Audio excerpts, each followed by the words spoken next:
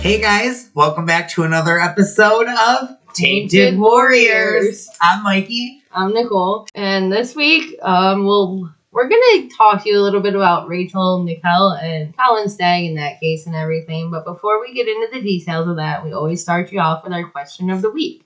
Ooh. This week it is: would you rather visit outer space, explore the oceans, or visit 50 countries? And just for reference, there's I think 195 countries in the world.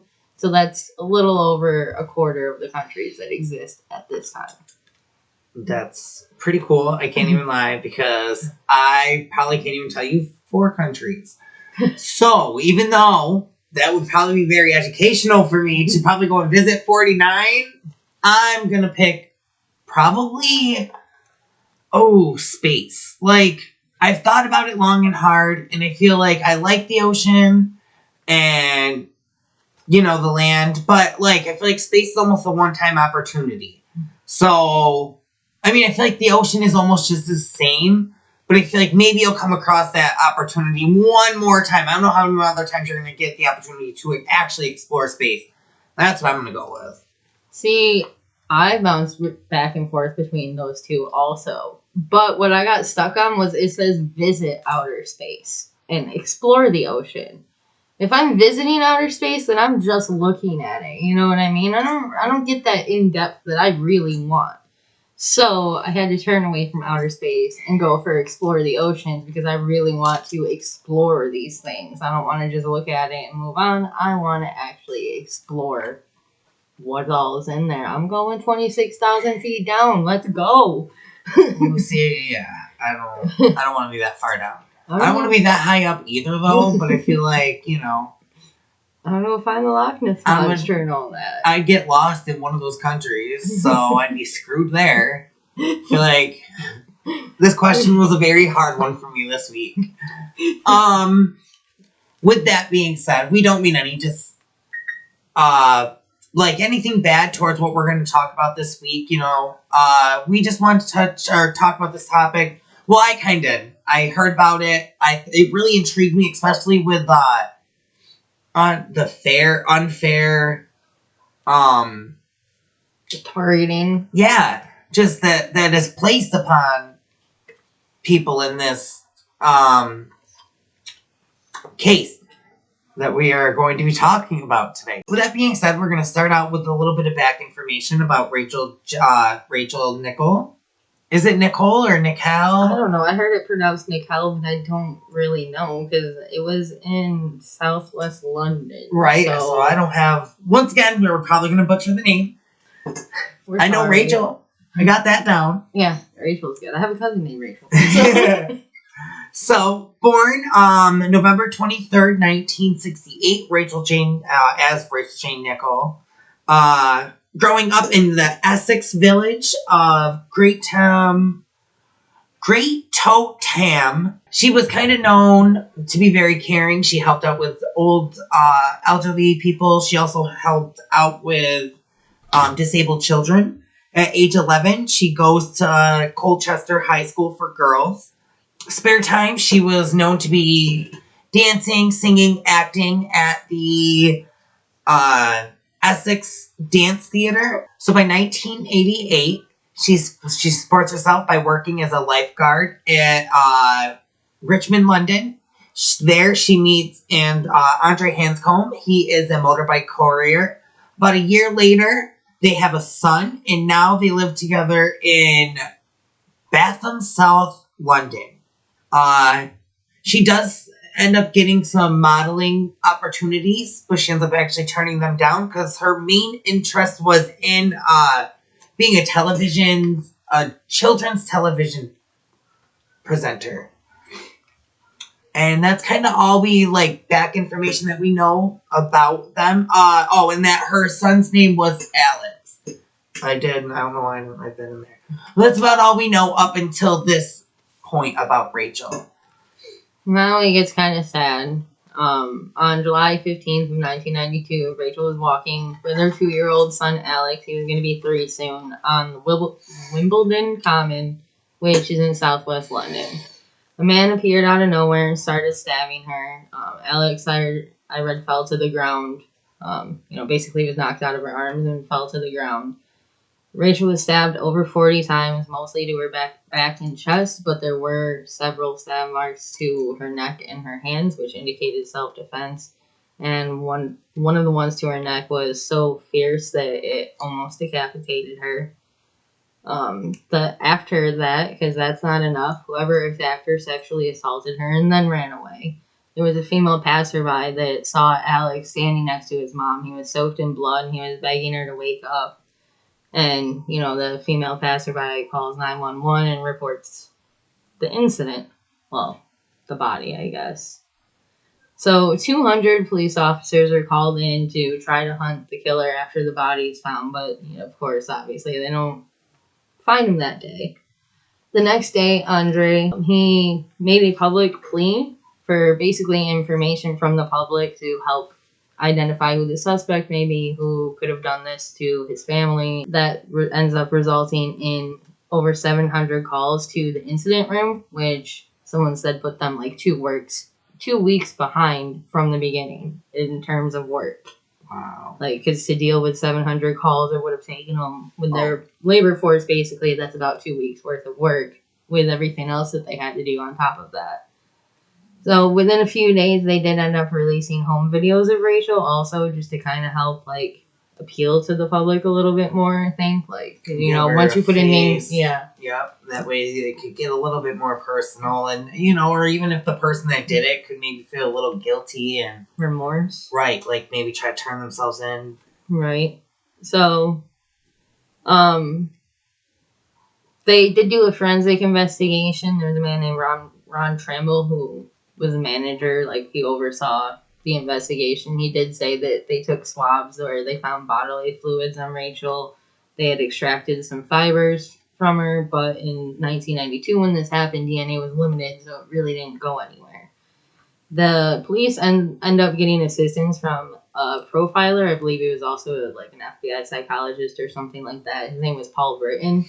And he made a profile that said that the suspect would likely be under 30, local to the area, either live with the parents or alone in a hostel, would like porn, have no steady girlfriend, and would maybe have complaints from previous girlfriends about trying to do domineering kind of role play.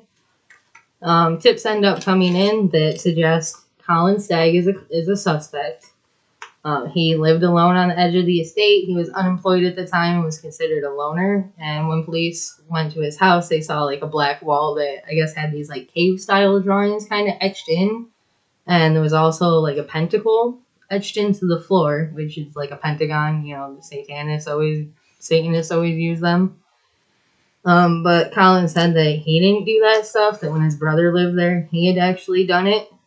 But PD then set their focus on Colin and basically believed that he was Rachel's killer. So, reasons why, Collins or Stagg, I guess, is now believed to be a suspect in this case is because not only was he, has grown up in this area his whole life, he was known to not have a girlfriend, he kind of really fit the police profile. And he didn't have a job. Not only that, though, he was also seen on the common that day. He was picked up out of a police lineup as being the man that was on the commons that day who was acting just a little bit weird. He was kind of...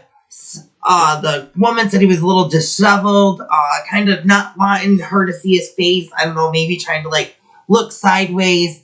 But it just... stuck out to the woman, and she did able to pick him out. Collins also walked his dog pretty much almost every day, and he walked it on the manor. So when he was going that day, he actually ended up having a headache. So he cut his walk short, ends up only just walking around Sicko Pond, which is a place right near his home. And he says he brings his dog back home about 9:25. But then he proceeds to take painkillers, lay down, and he's going to now proceed to go back to the courts, for his walk, because he kind of felt guilty not walking his dog all day. And his headache has lifted. But once he starts to get to the commons, he is greeted by an undercover police officer who has now informed him that there was a body found. And Collins even says, "Oh, I was here previously. If you'd like any of my information, here it is. You can contact me." So it wasn't like he was trying to flee from officers or not be a part of it. You know, he was being very open and willing to cooperate. Yes, because he, you know, he didn't know if he was a witness at that point. Honestly, I would probably do the same thing. Right. So, you know, they did kind of look into him, and now they do believe that from this point on, Collins is their person. He's their man. There's already sort of circumstantial evidence that's been piling up. So, what they end up now doing is they come up with a plan of how they could get him to at least be in police custody, or at least under the eye of them. So, the police, I remember they were working with that criminal psychologist or whatever he was, Paul Britton. Well, Paul Britton told them that whoever the killer was likely had a history of minor sexual offenses. So, the police, needing something to use against Colin, found her an incident where a woman claimed that she had been exposed to a man's parts, to put it nicely, in a park a few months earlier. The police end up using this against Colin, and basically, Colin ends up being advised by his solicitor, which is, I believe, like a lawyer, to plead guilty to this charge. So he does, and he's convicted. He ends up just being fined and forced to pay costs, which I'm guessing that's like court costs kind of thing. I don't know necessarily. I would think so too, yeah.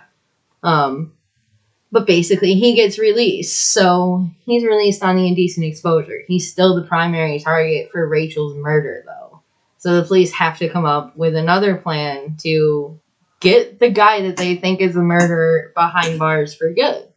And they concoct a plan using an SO10 covert ops officer to basically, try to seduce Colin and see if they can get him to confess, which is called a honeytrap. The undercover officer's name was Lizzie James. She was supposed to be guided by Paul Britton when she was basically interacting, like her conversations and whatnot, since he was the profiler and a psychologist. But she would write letters to Colin. She would send him cards, gifts. I saw that she sent a photo of herself at one point. One of the letters, I actually have a little part here. It's disturbing, honestly, to me, but tell me what you think. It says, "I can't help thinking you are showing great restraint. You are showing control when you feel like bursting.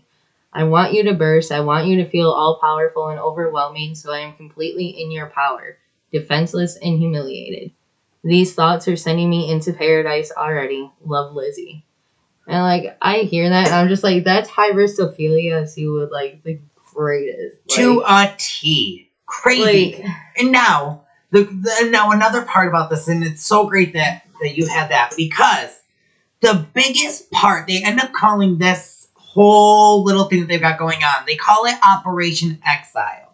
And that was the name for it. And like Nicole just stated, it was really supposed to only be Lizzie James, and Paul Bryant. Is that Britton? Paul Britton. We're supposed to be kind of like the two people that are doing this. It actually turns out becoming almost the whole police force that are writing these letters, that is trying to almost get Colin Stagg to confess to Rachel's murder. One of the biggest rules to Operation Exile was they were not supposed to start anything sexual with conversation with Collins. They were allowed to answer them. If he was to say something, they could respond. They were not supposed to initiate nothing. Only because that would kind of go against what they were trying to do here. They're unethical? Yeah. They're trying to make it so if he has a confession, that they trust him. But really what they're doing right now is saying, even with that alone, what you're saying to me isn't good enough. I want you to go further. And I just, they just kind of, They do a lot of very unnecessary things in this operation to try to make a man confess to a murder that they, like I said, yes, they have circumstantial evidence, but they don't know for sure. They didn't see Colin Staggs on the Commons that day with a knife. You know what I mean? They didn't watch. They don't have Rachel's blood on Colin. Like, this is all just little things, and they're going into this great details of stuff for like 49 letters, I think, or for over 40 letters ends up is like exchanged. That's insane. Between like, what is them. that? Is that like one for every stab wound? Right. Like, it's crazy to think like they literally are going back and forth. Not only was it letters, they end up now like agreeing to meet. What? If you feel like this guy is a killer, why are you, whether she's an undercover agent or not, you're still putting somebody's life at risk. Which is supposed to be like, safety's supposed to be number one. Like, safety of your officer. That's the only reason they even loaned the officer to the PD was because that, like, they believed she was safe. So like we were just saying, they have agreed to meet in person. So, and not only are they just going to meet in person, like, they're not going to meet at a police station, obviously. That's going to give it away. They meet at a park. I mean, you think that this guy killed somebody in a Commons. You're now going to let him go be alone with another woman in a park. You know, they say that, they agree to the date. They go to show up. Collins arrives early. Yes, he arrives early, which was a little weird. But they do have police surveillance. I'm not sure if Lizzie was wearing a wire, but it was Colin Stagg's birthday. So she ends up actually giving him presents that day, which was a stereo and a baseball cap. And makes him wear the baseball cap. The reason why they want him to wear the baseball cap, you're going to stick out at a park. You're going to be easier to see. Then they go into a coffee shop so they can sit down and talk. They start kind of talking, and it's also easier now. Like I said, now he's sitting down. They don't really have to watch. Like, they have to watch, but they don't have to worry about him moving anywhere, running. You know, they know he's going to be in this spot. So they start kind of talking, trying to get him to confess a little bit more. And they actually come up with an even better idea of how they're going to make Colin Stagg confess. They're going to have Lizzie tell Colin she is a murderer. Not only is she a murderer, but she's very excited about murders, and she's into it. It really makes her, happy. And that her and her boyfriend, when she was younger,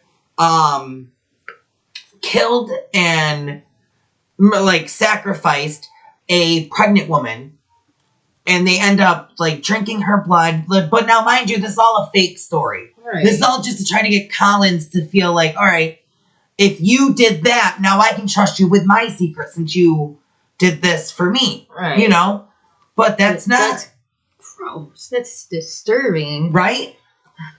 But what really threw everything through a loop is the way that everything played out after she says all this. Is Collins doesn't proceed to say, oh, I did kill Rachel, or, he just is, okay, kind of nonchalant about it. They go about their date. He's whatever. So this kind of led police to feel a little bit more like, all right, you didn't freak out. He's had to have murdered somebody before, if you're just finding this out and this is your reaction. So now they want to go on the second date. On date number 2, Lizzie is wearing a wire. So now she is, now the topic that they are discussing at this point on the second date is Rachel's murder.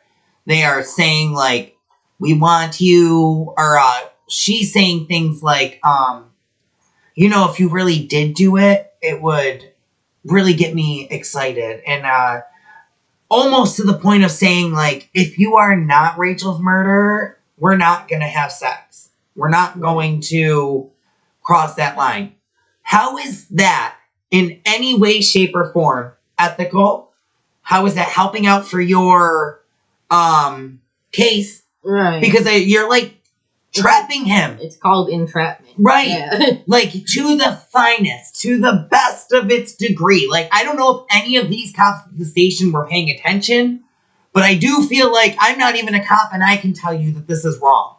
I do know at one point Paul Britton claimed that he was no longer involved with helping with the conversations with Colin because he felt like it was becoming entrapment and he wanted nothing to do with it. Oh. So, See? I mean, the police always say that he was involved, but according to him, he walked off because dropped it was out. entrapment. Which is, I mean, that's just, and it really is. Right. So, like, on the second date, they're, like I said, she's trying really hard now. She's, like, pretty much, if you're not, you know, we can't do it. So, Collins is thinking in his head, like, all right, how could I didn't do it, but how could I make her, he says, you know what?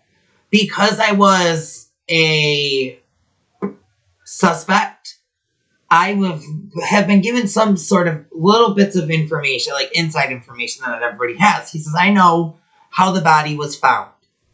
And this made the detectives kind of like, all right, let's see where he goes with this. So Lizzie's like, all right, show me. And Collins proceeds to lay on the ground. And while he's doing that, he gets dirt on his hands. So he says that he kind of puts his hands like this, or I'm not too sure how they were actually resting. They were resting in a very specific way. And this is what drove all the investigators mad. Because yes, he was shown pictures, but none of the pictures have stated how Rachel's hands were. And how his hands were exactly how Rachel's hands were found. Mm. So it was not looking good for Colin Stagg at all. And that kind of is what, like, led into the police being like, we have him now. We're going to book him. Because now they've got,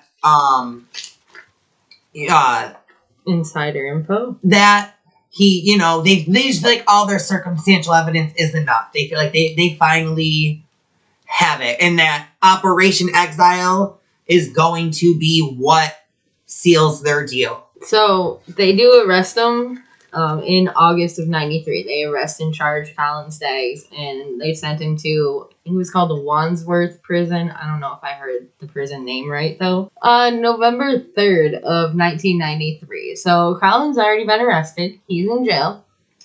But November 3rd of 93, Samantha Bissett and her 4-year-old daughter Jasmine are raped and murdered.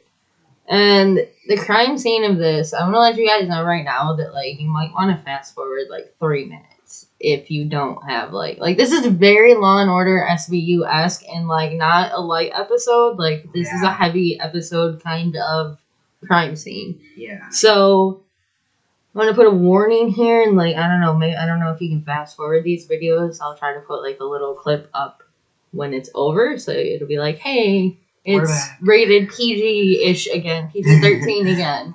But this is like an R-rated crime scene. If they're worse than an R, that's not an X. Like, right. This one is. It's bad. It was so horrendous that there was a female photographer that, you know, was on the crime scene that couldn't return to work. Like, it wasn't just days or weeks. Like, she legit just did not return. It scarred her that bad.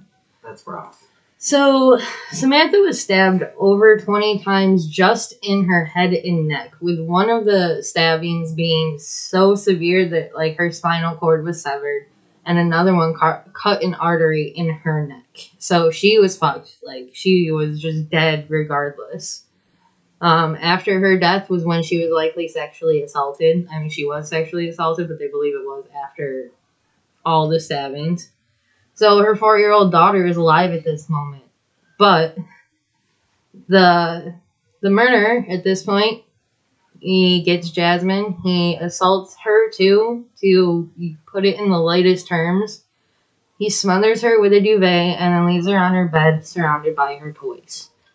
And if that's not enough for anybody, he then fucking finds Samantha's body. He arranges it on a cushion in the living room because he had previously spied on her when she was having sex in the living room with her boyfriend and didn't close her curtains. So he arranged her body on the cushion the way he had seen it through the windows when she was with her boyfriend. There were 60 stab wounds, over 60 stab wounds on her body in total, and the killer tried to cut off her leg, but didn't succeed in cutting the whole thing off.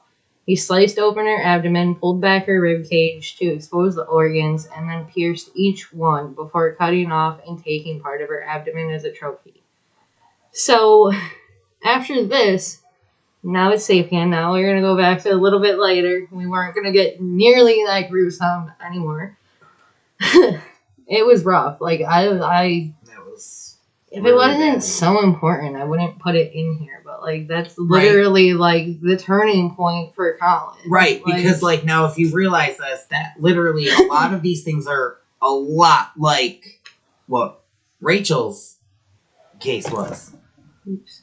Right. So the investigators noticed the similarities to the Rachel Nickell case, and the different police departments actually meet up to share information.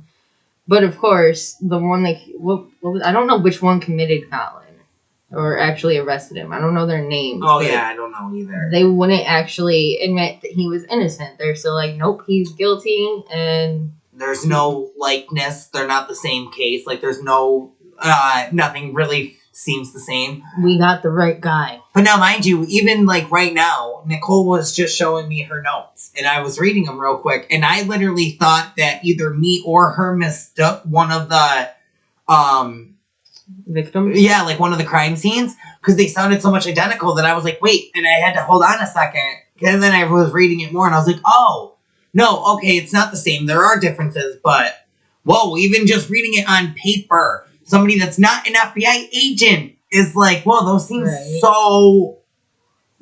I mean, similar. I guess the difference is maybe because they didn't want to look at it because one of the kids survived and the other one didn't. Yeah, but at the same time, the one that survived was a little boy, so did Alex get lucky in that aspect? If he was a little girl, he probably would have been in the same situation. Right, would really be alive. So yeah, so obviously there's similarities, and eventually a justice, which is like a judge in London, notices what's happening and reviews the honey trap operation and all of that, and basically says that the deceptive conduct by the police was of the grossest kind, and he threw away the case against Colin. So, police's number one holy grail evidence, what they thought was going to send him away for life, has now just been rejected, and nobody can see it. So even though, like, police felt like, all right, what do we do now? We don't have any sort of evidence. Like, that was our everything, all of their circumstantial evidence was going to lead up to the honey trap, and the honey trap was supposed to be their sealed fate. Right.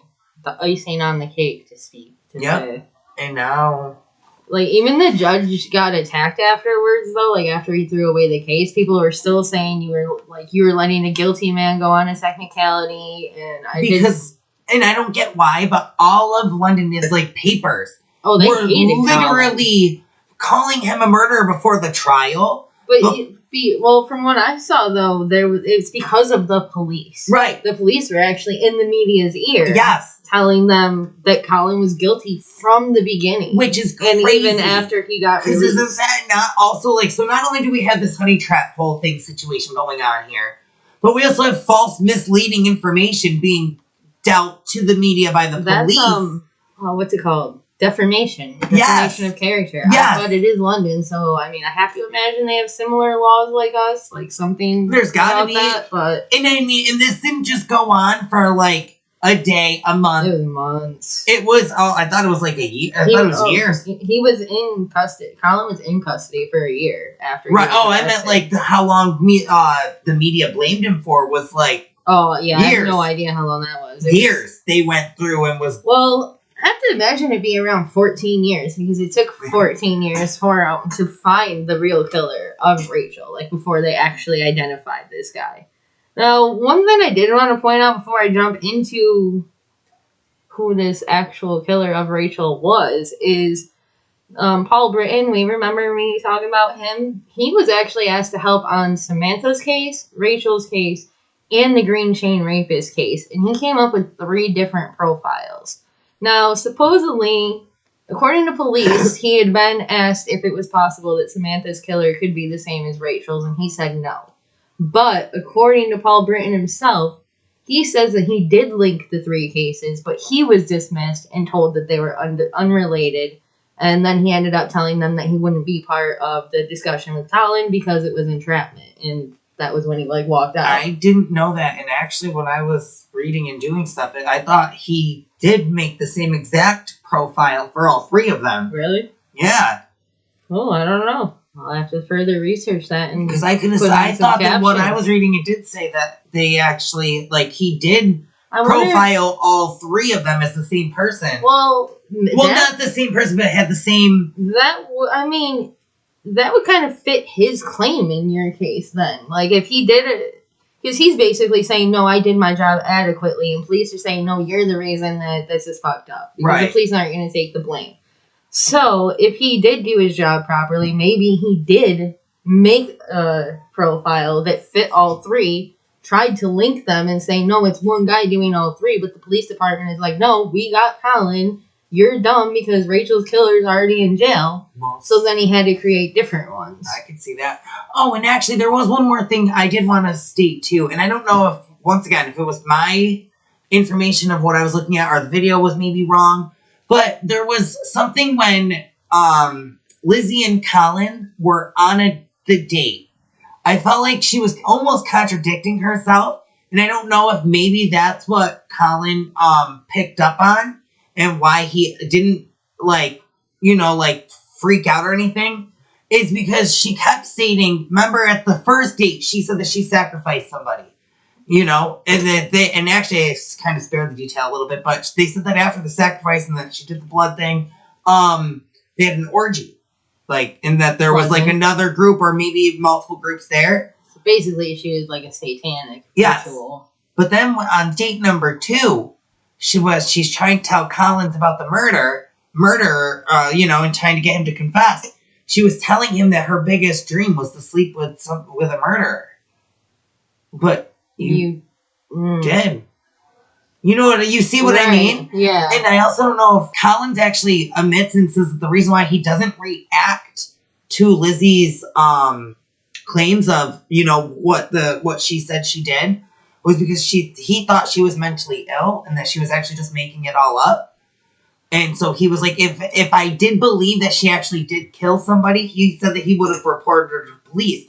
But at this time, he was so desperate to sleep with somebody and so alone and he didn't believe her that she really did this and felt that way, that he was like, he likes having the attention of a woman and that likes him and wasn't, everybody was against him. Could you imagine what it would be like to have your entire community in the world against you?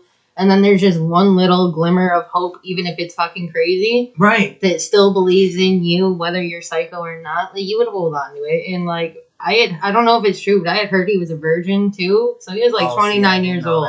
31. Oh, 31? Uh-huh. I don't 31. know. He was 31. I know that he was 31 at the age, he was 31 years of age when Rachel was killed. Oh, day that he was walking, it said that he was 31 years old. Well, then, I don't know. But I had heard he was a virgin, so I don't know if that was true or not. But I could see that. I can't remember who said it, because there were different interviews with people that I watched, but one of the interviews, it was there were cops that were talked to, and there was, Paul Britton was interviewed, there were other people. Right.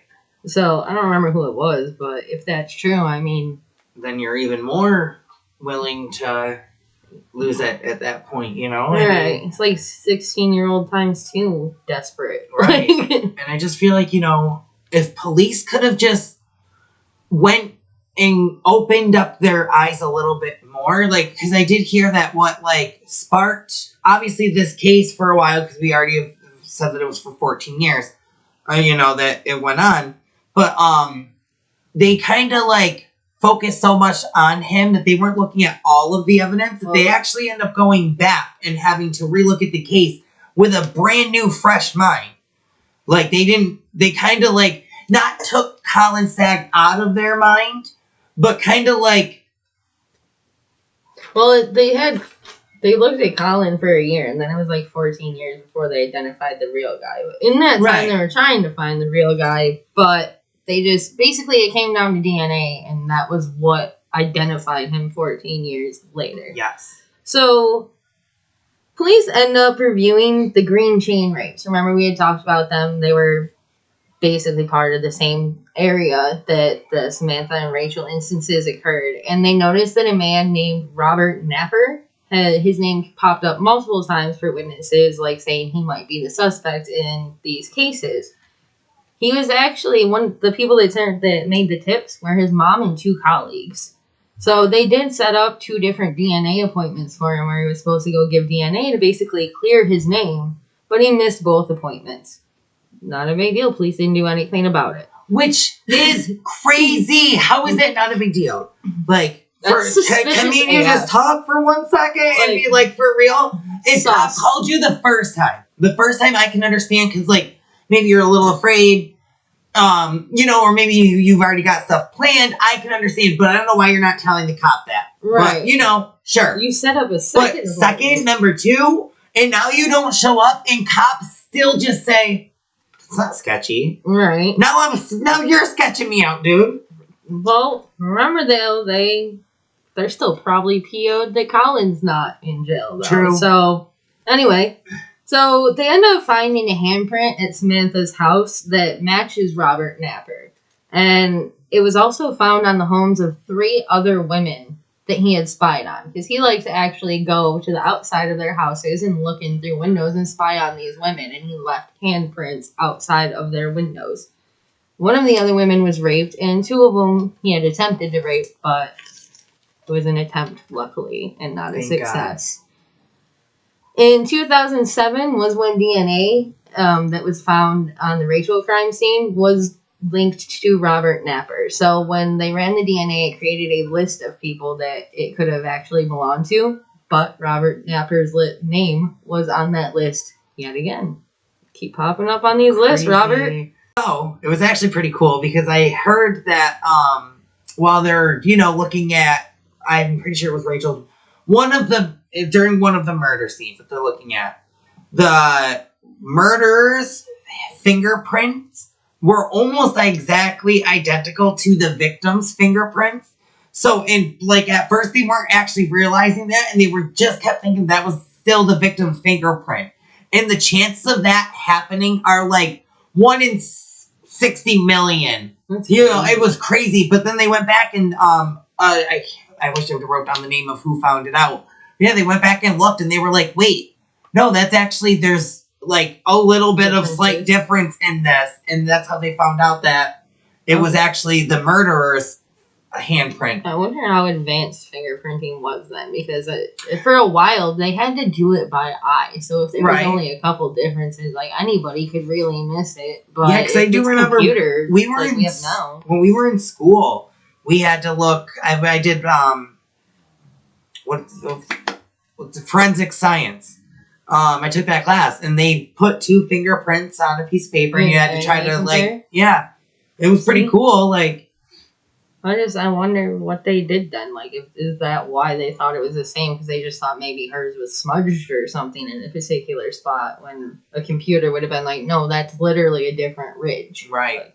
Oh yeah, because definitely technology helps out plays so much into finding out who the actual killer is. At least I think so. It's pretty good. Everything's gonna have errors. Nothing's gonna be 100%. But right. I mean, it definitely helps, and I don't think that it should ever just be a computer. I think that you should have to do your legwork also. But totally. But I feel like, it helped out the most in cases like this. Right, because they got to run it, I guess, with Rachel too. There was only one little spot of DNA that wasn't of Rachel's that they could actually test. Right. And the reason why they didn't do it like that, obviously we didn't have it in 92. But they, even back when it first started coming around, because it used to destroy it instantly, and they didn't want to waste it.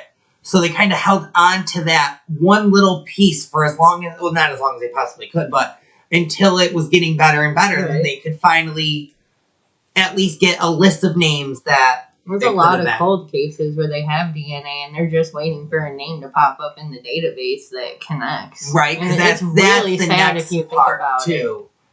But it's having to, because hopefully whoever's DNA it is has committed a crime or has been reported somehow, because that's the only way they'd be able to get. And wait for them to commit their next crime.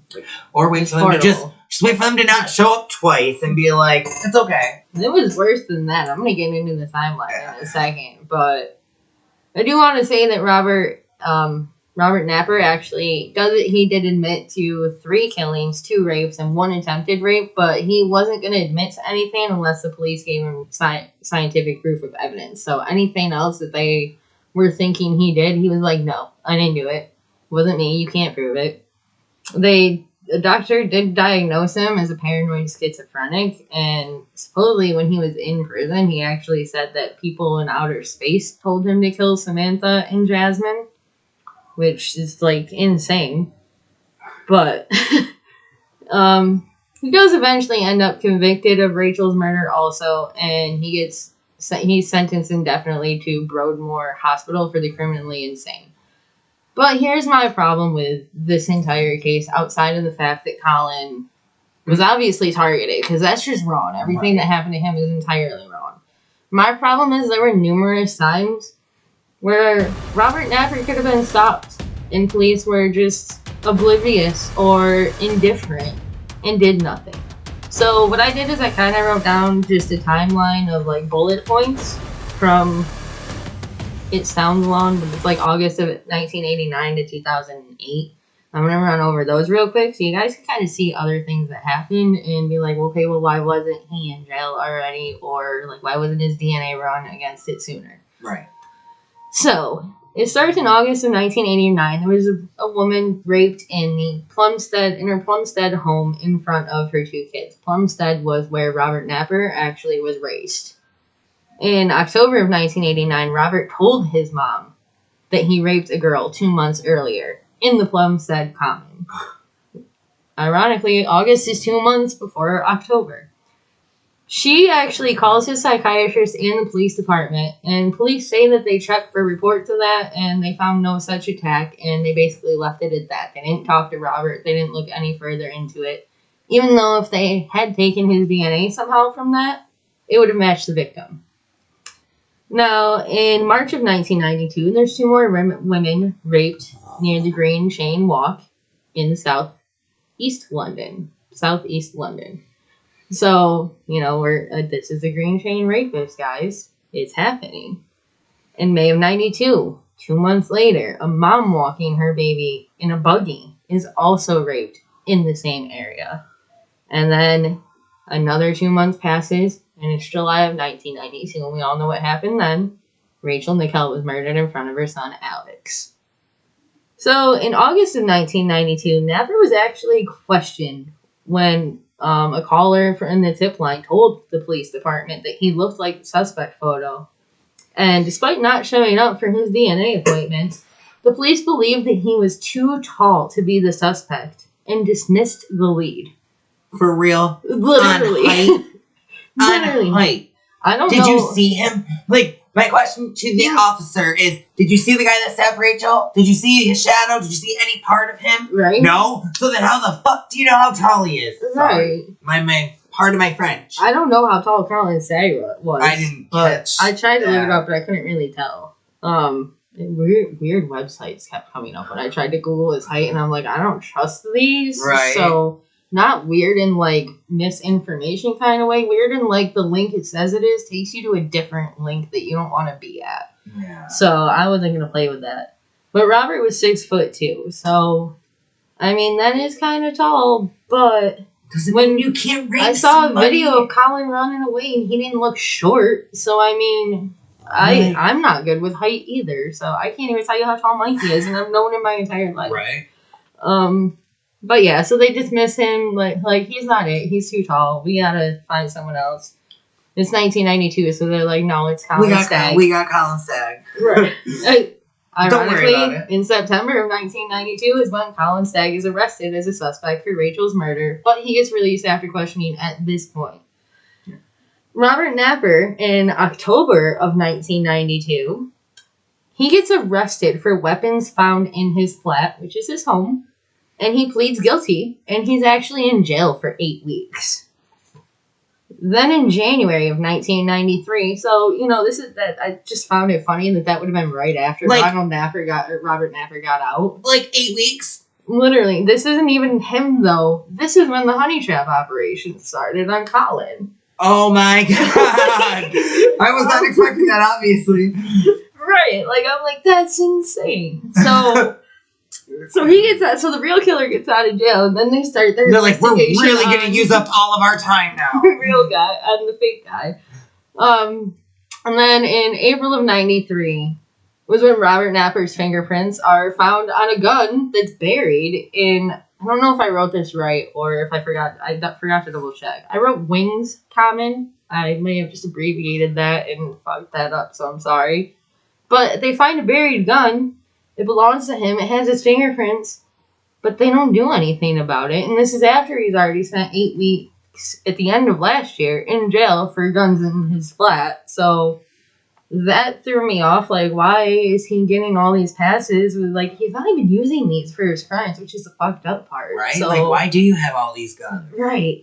And then, so if that's not suspicious, then in July of 1993, Robert Napper does get stopped by police and briefly questioned as a peeping Tom, so a person spying on someone, near the Green Chain Walk. But he gets released. The officer does make a note, though, that Robert Napper should be considered for possible rapist and indecency type suspects as that type of suspect. So, you're saying he could be this kind of suspect. You have these open cases, but you're like, no, it's not him, though. Nah. You don't want to check on him. He's got all these weapons, weird shit with weapons happening. Does it come out of your pocket if you're wrong? You know what I mean? No. They act like it does. They act like if they accidentally, I get that, yes. The image. If you accidentally, right, if you do accidentally accuse somebody that's wrong or whatever, it doesn't look good. But at least you're, trying. When you're not trying at all, or you're just I'm going to disregard this, I'm going to disregard that. Right. It doesn't make me feel safe, even though this is happening in the UK, Right. It's just... So that was in July, and then next month in August of 1993, that's when Colin Stagg got arrested and charged with Rachel's murder. And then in November of 93, we all know Samantha Bissett and her daughter Jasmine. That horrible incident happened. And it took until May of 1994 for Robert Napper's fingerprints to be identified in her flat and for him to be arrested for Samantha and Jasmine's murder. Then, in July of 1994, 2 Green Chain victims ID'd him as their rapist as well. And in September of 94, the case against Colin finally got dismissed. Thank God. But at that point, Robert Napper's still not charged for Rachel. So right. It's still who is Rachel's killer? In November of 1994 was the first police interview that they did with Robert Napper about Rachel's death. But he denied involvement. And then in October of 95, he pled guilty to manslaughter, rape, and attempted rape, and was sent to the Broadmoor High Security Hospital indefinitely at that point. That was just basically based off of the 2 IDs and Samantha and Jasmine. Then in December of 95, the police interviewed him again about Rachel, but he was still denying that he was her killer. Because again, he was the kind that if you don't have the proof, don't talk to me. There was silence almost for 7 years as far as all that goes. But I will say in October of 2002 that Paul Britton he had actually been sued for misconduct because of Colin Stagg and all that happened to him. But he was cleared of all 7 counts of misconduct in October of 2002. Thank God. Yeah, I didn't know about that. I knew that Colin Stagg ended up going after the police force for, Well, it makes sense because he was aiding the police, we don't know whether or not he was actually involved in the conversation. He was supposed to be, right. But it sounds like he may have walked away. But then it was still nothing for almost 2 years, and then in July of 2004 was when Rachel Nickell's investigation was officially reopened. So Colin's case got dismissed in September of 94. It took almost 10 years for her case to be officially reopened. And then it took another 3 years, because it wasn't until November of 2007 when Robert Napper was charged with her murder and committed to trial. It was August of 2008 when Colin Stagg actually did get a little bit of justice. He won his case for miscarriage of justice and was awarded £706,000 from what I read, which is just under $1 million US dollars. So he did get a little bit of monetary return for his suffering, which money will never make up for an experience like that, but... Right. I just had that Napper pled guilty to manslaughter of Rachel due to diminished responsibility in December of 2008. I just wanted to add that, yes, Colin's got money, but 2 other people got money in the Rachel case. And I just want to put this out here because something just don't seem right with the rest. So, what I was told from was that, well, not told, they didn't come to me and say, hey, Mikey, this is what it was. But I did hear that Alex, who was Rachel's son, was supposed to be getting enough money to get therapy for the rest of his life. Like, it was supposed to cover that, which turned out to be like £22,000. All right, not that bad, not like the best. I don't know how that's going to cover exactly. Now, the retired officer, Lizzie, the retired officer that played Lizzie Jane, goes to court. And Rachel's son receives £90,000. All right? But Lizzie James, who just played the undercover officer, Lizzie, the undercover officer that played Lizzie James, sues and gets £125,000. That's crazy. How? So £90,000 is about 124,000 US dollars, and 125,000 would be about $172,000. So she got like 50 grand more for being part of the torture. For what though? I mean, I get that. Okay, yes, it might have humiliated her once it came out, but you did that. You did that thing. Girl, own it. You know what I mean? Like, you were you can't say that you weren't part of the conversation when they said at the police force and said, hey, this is how we're going to catch Colin Stagg. Unless they took a gun to you and said, you are coming with me, write these letters. They could have switched it up on her after she got involved. Like, I'm not saying she didn't go through some shit too, but she doesn't deserve more than the kid that had his mother murdered. That's what I was going to get to. Was that I feel like their numbers at least could have switched. Like, that's... I feel like, and in all honesty, I feel like out of everybody, Colin Stagg got a lot, so I do feel like he should have gotten a lot of money. But I feel like Alex, who, whether he was 3 years old or not, lost his mom in front of his eyes. In the most horrible way possible, honestly. Right. Why wasn't he awarded £1 million? Right. Like, I just feel like the justice for this case was really weird. Like, I'm glad that finally, I guess, even though it took fucking 14 years for somebody to finally convict somebody for this, and look at, like Nicole just literally put through how many times he could have been caught if just we looked a little bit more into it. Right. Or, I guess it also is a good lesson, though, for life, too, to carry on, is that don't get so focused in hindsight on one thing, because there's always something else. So... I do have a few facts just about Robert also to kind of just about him as kind of a person, I think, like his childhood, to kind of give background on why he was probably so messed up. I will say in a 4-year period, he was suspected of committing over 70 plus rapes and sexual assaults throughout the Grand Chain. So that's fucking great of you. That's crazy. But he was born on February 25th of 1965. He was the oldest child, and like I mentioned earlier, he was raised in Plumstead, southeast London. So he was in that area that everything was happening. That was his home stomping grounds. As Paul Britton, or whatever his name was, said, he was local. He and his siblings did have to witness a violent marriage between his parents. His mom was a victim of domestic abuse. His father would beat the crap out of her until Robert was about age 9 or 10. Then his dad walked out. His parents got divorced. His dad ended up going to Australia to become a fireman, so he didn't really see him. He wrote him letters for a while, but eventually Robert stopped writing him letters also. Robert's mom did think he was mentally disturbed. She actually, when they got divorced, all the kids were put in foster care for a while, and they did undergo psychiatric treatment. They eventually ended up home with their mom. But Robert's psychiatric treatment at that time lasted for 6 years, and he was discovered to have Asperger's. And then it did get a little worse for him also. At age 12, Robert actually did get sexually assaulted as well by a family friend when they were on a camping trip. That person did get sentenced and put in jail and everything. Oh, they did? Yes. Good. But Robert's mom and people that knew him said it led to him becoming more reclusive, introverted, It took the light obsessively from him. tidy. He also would start bullying his siblings, and he started spying on his sister when she was undressing. And there was one time where he actually pulled the blanket off of her when she was sleeping and just stood next to her bed watching her. So he basically was a peeping Tom long before he hit adulthood.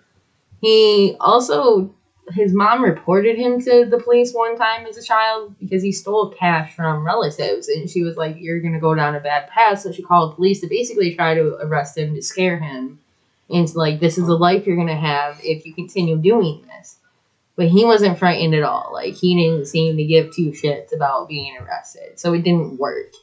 And his behavior actually became too much for her by the time he turned 18, and his mom threw him out of the house.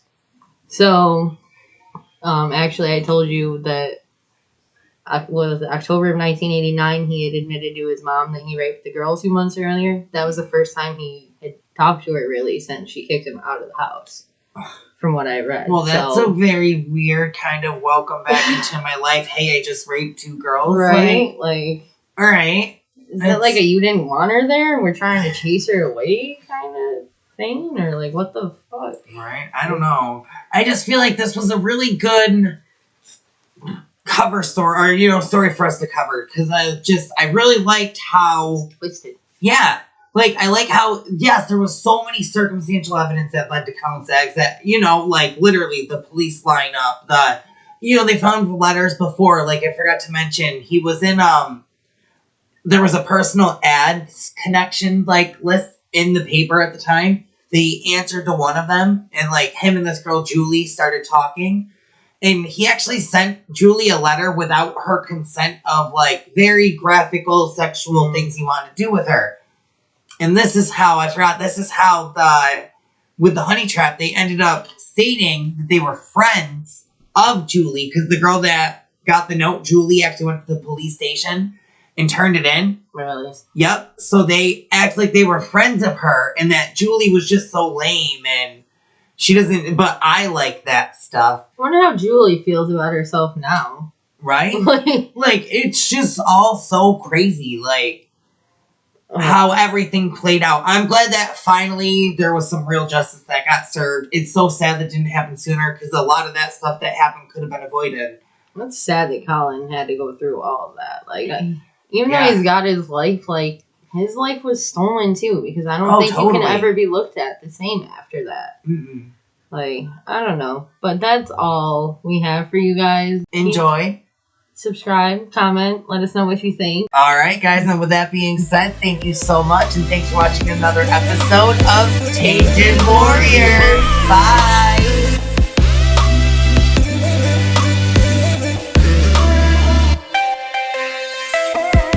Tainted Warriors, a TW Productions podcast.